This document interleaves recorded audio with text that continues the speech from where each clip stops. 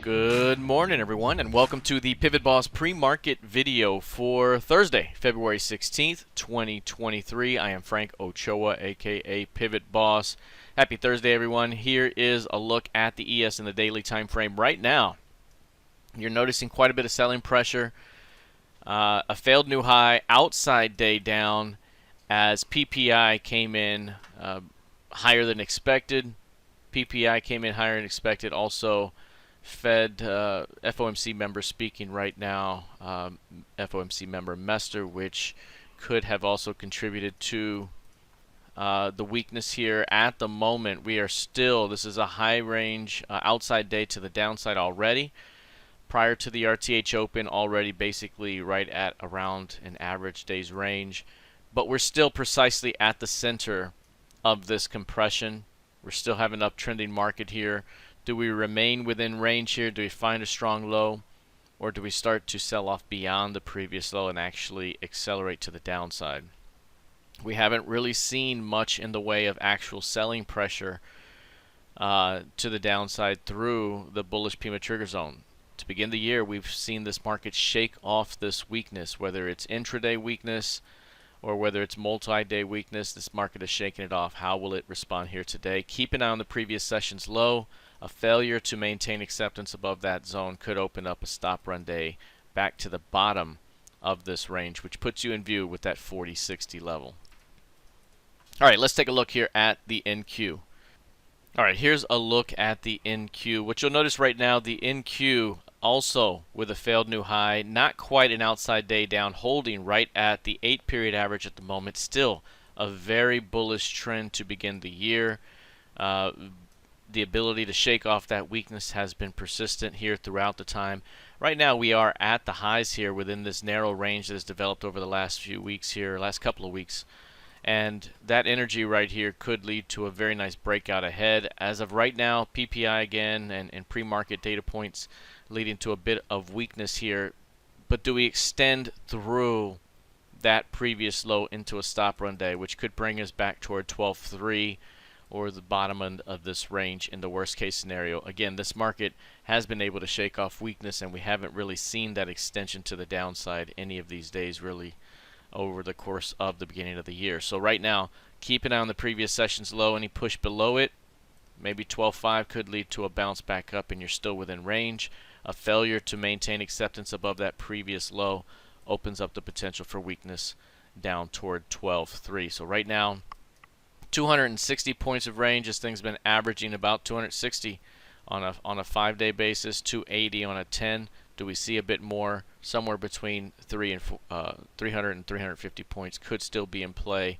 If that's in play, then you're looking at a move that takes you toward 450 at the very least. All right, let's take a look here at crude oil.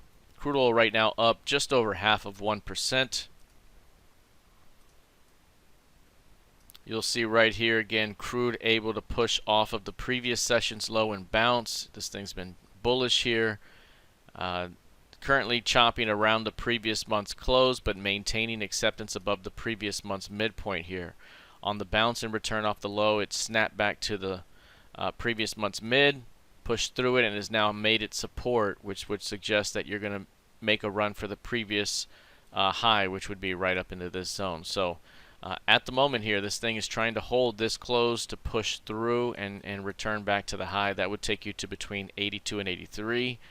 And at that point, we'll be watching for signs of potential rejection that may take us back within the range, unless it's time for a transition phase through that area, in which case 93 would be the next major target high. All right, let's take a look here at gold futures. Gold down just marginally right now, about 0.1%. This one has been non-stop sold. So as bullish as this one was to the upside for 3-4 months, this thing has been equally bearish to begin this month. A strong rejection on the high here, outside reversal. This thing led to a major 2-day drop here to begin the month, and then since then it hasn't been able to find a strong low. That's what we've been looking for. Instead, it's been auctioning lower. We have 1830 as the starting point for the year. That's the level to test right here. A failure to hold that level, and you could be rotating a bit lower, which would take you back to the previous quarter's midpoint, or perhaps even lower. As of right now, 1830 is a big time market structure level. On this bounce back here, we were looking for price to return that at 1830, the previous year's close prior to this. And once it was able to transition, it really worked through that market structure level higher. Now we're coming back. So 1830, a big time level. Still trying to find that strong low for gold. Until then, we could see a further price discovery phase to the downside. Lastly, taking a look at the YM.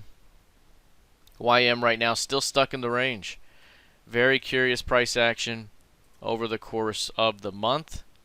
That first impulse high of the month, the first impulse low of the first trading day of the month there has been basically the playing field, as this thing is traded mostly within that range. One time above it has been rejected back in, one time below it has been rejected back in today. Failed new high, working toward an outside day down at the moment, but still stuck in the range. No real directional conviction. So while we've seen quite a bit of pre-market selling pressure in the ES, the NQ, the YM, and futures, we're still right smack in the middle of the range. We're not seeing elongation out of the range or an extension like we had been before. Instead, mostly range bound, still stuck in a now developing 13 or 14 week range for the YM, which continues to suggest at least a 4,000 plus point move coming. 4,000 points. So we continue to chop around 34. If we move away from 34, 4,000 would put us into 30K. If we made a move to the upside, that would put us into 38K.